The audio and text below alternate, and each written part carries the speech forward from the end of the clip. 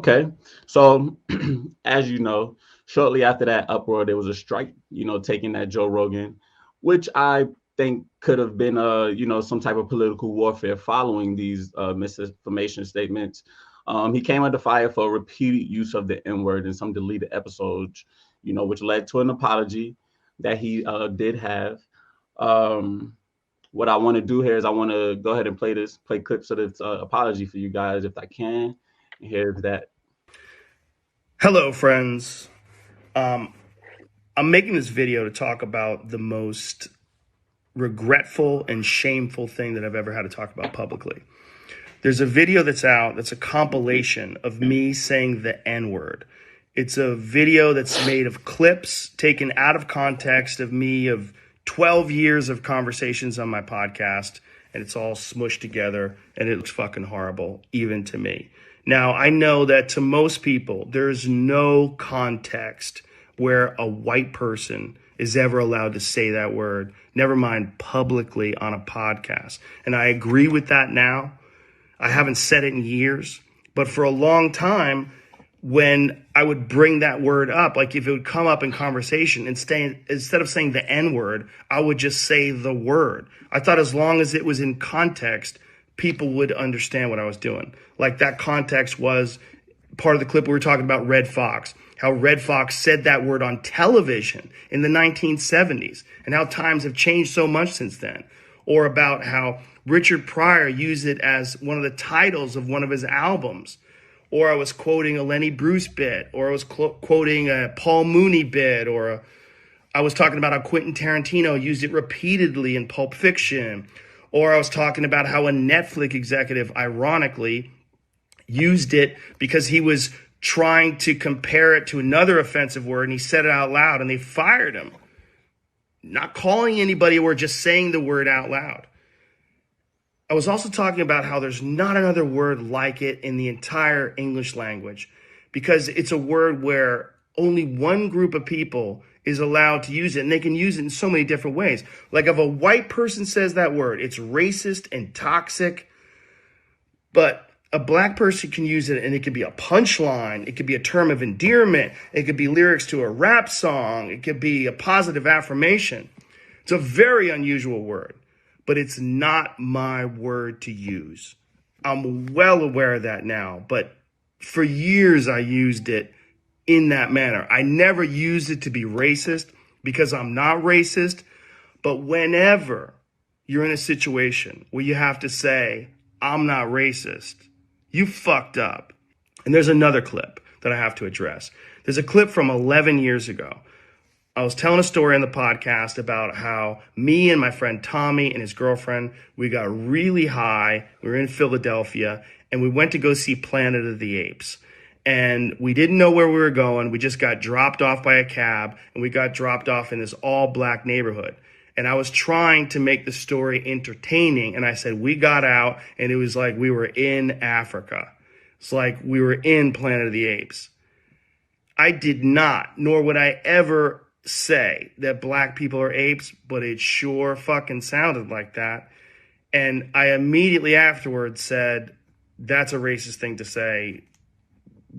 Planet of the Apes wasn't even in Africa. I was just saying there's a lot of black people there. But then I went on to talk about what a positive experience it was and how much fun it was to go to see this movie in a black neighborhood. My hope is that, look, I can't go back in time and change what I've said. I wish I could. Obviously, that's not possible. But I do hope that this can be a teachable moment for anybody that doesn't realize how offensive that word can be coming out of a white person's mouth in context or out of context. My sincere and humble apologies. I wish there was more that I could say, but all of this is just me talking from the bottom of my heart. Okay. So, how do you guys feel about his apology? You guys feel like it's nice and sincere? Yeah, I think it's sincere. I think he means what he says.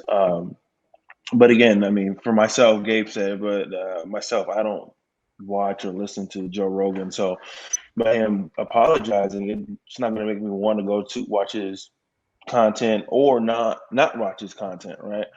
Um, but one of the things that he did say is that, and I did, kind of look at it sideways, was it was a black man, but he was half black, half white, and he said that he had a body of a black man but a brain of a white man. What does that mean? And so, looking at what he's saying, the apologies, sure, if I had to take his apology, I take it. I think it's sincere, but I think there is some mistaken beliefs there if you think that a white brain is superior than a black brain. Correct, Um, correct. and of course, he didn't bring that up because that's a hard one to tackle.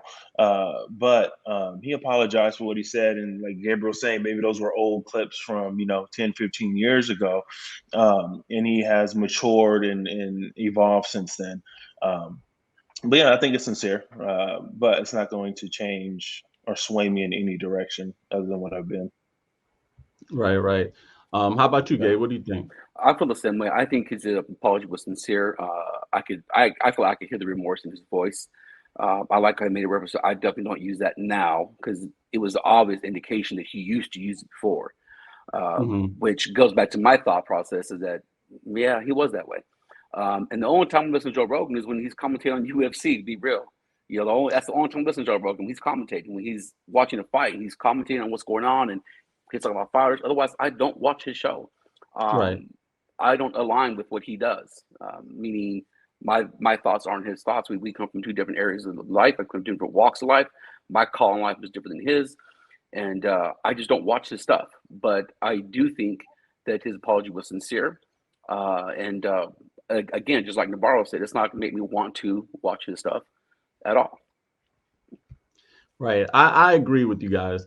I believe that it was sincere. I'm not sure if sincerity comes, off the back of how things have been brewing in the last couple of years as far as, race and things are concerned.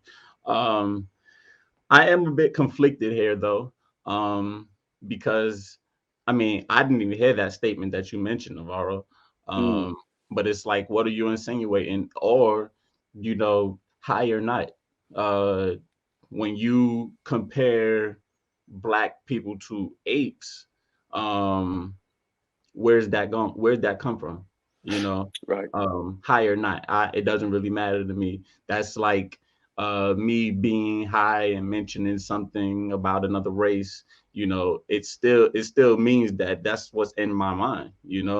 Also, yeah. Can I interrupt you? Go ahead. And I want to paint a picture here.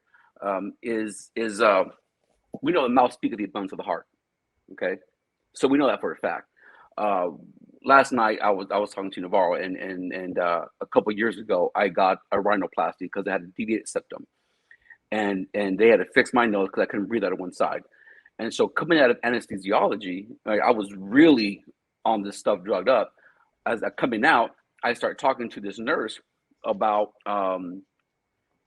things I learned about genetics and why people have blue eyes, where that comes from, and white skin, where that comes from, and all this different stuff. And so I started sharing these opinions coming out of this high state, coming out of anesthesiology, and I'm saying these things, and then she looks at me, and she goes, "So you're saying that Doctor So and So has some defects?"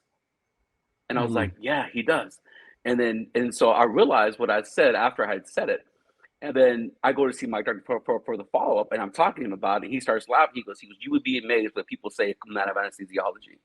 And it's because it was in my heart. It was things I was researching, and it was in my process, right? It was things I was learning.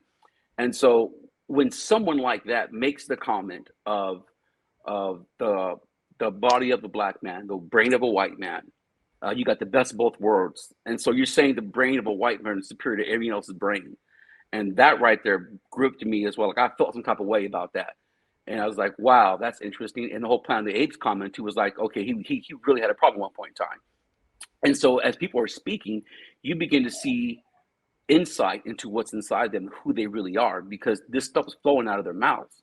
And again, I go back to it. The mouth speaketh the abundance of the heart. So you can't argue with it because it came out of his mouth. Yeah, and I can agree with that. Those are really my thoughts. You wouldn't really necessarily say anything that isn't processing through your mind. I I mean, God can do some things, but I don't think he would necessarily put something in you that would be hurtful, without it being on your mind necessarily.